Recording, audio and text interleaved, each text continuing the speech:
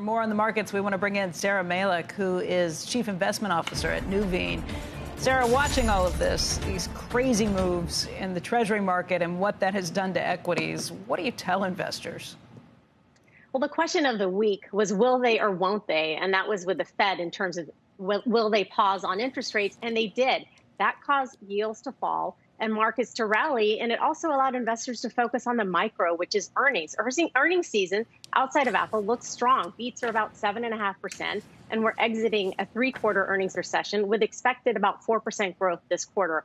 All of that together, I think, leads to a Santa Claus rally for the rest of the year because markets tend to be strong in the fourth quarter. So I think investors are relying on mixed economic data. We'll see payrolls in about an hour, which is calming down the markets. And the key, of course, has been that decline in yields. And that's the tailwind for the markets. So you would tell investors to chase this. If you haven't already started buying, you have missed the bottom. And you better run after this?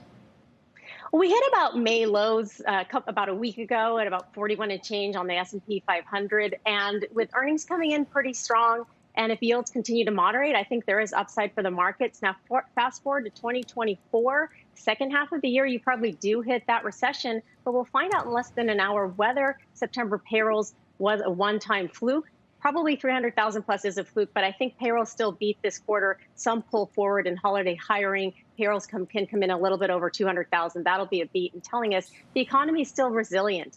And that is positive for the markets. But is that, I was going to say, is that positive for the market or negative? Because if it's too strong, you're going to worry that the Fed will come back next time around. Jay Powell left the door open for additional rate hikes.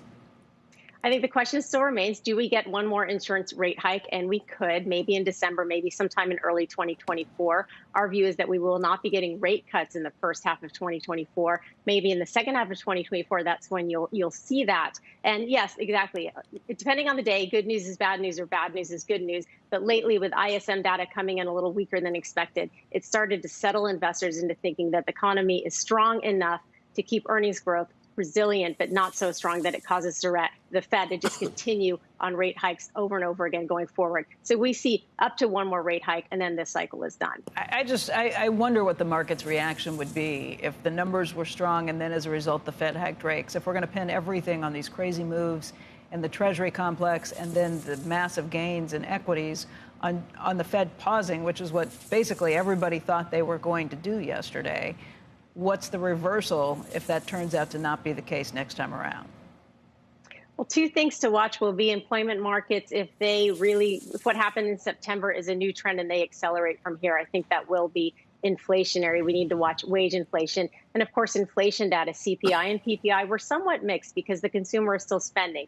Flip side of that is, of course, we are seeing some cracks in the consumer. Auto and credit card delinquencies are up quite significantly for the consumer. So that slowdown is happening. As long as that continues on a moderate trend, then we're past the peak. The slope will it'll be somewhat downward and to the right, not maybe at the speed that will get us straight into a recession, but enough, I think, so that the Fed can keep their foot on the pause button and maybe just hike rates one more time. Yesterday, we spoke with Robert Kaplan, the former Dallas Fed president, and he said he thinks it looms very large on Powell and company's minds, Jay Powell's in particular, of what happened to Volcker when they stopped raising rates and inflation came back with a very rapid and vicious pace.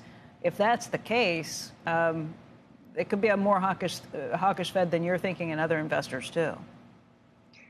I think it is very important. The Fed does want to maintain their credibility, and that's why we're looking for an elongated pause rather than just moving from rate hikes to rate cuts. I think that's where the market has made a mistake this year, is they were at the beginning of this year, they were looking at rate cuts at the end of 2023. In the first half of 2024, that keeps getting pushed out.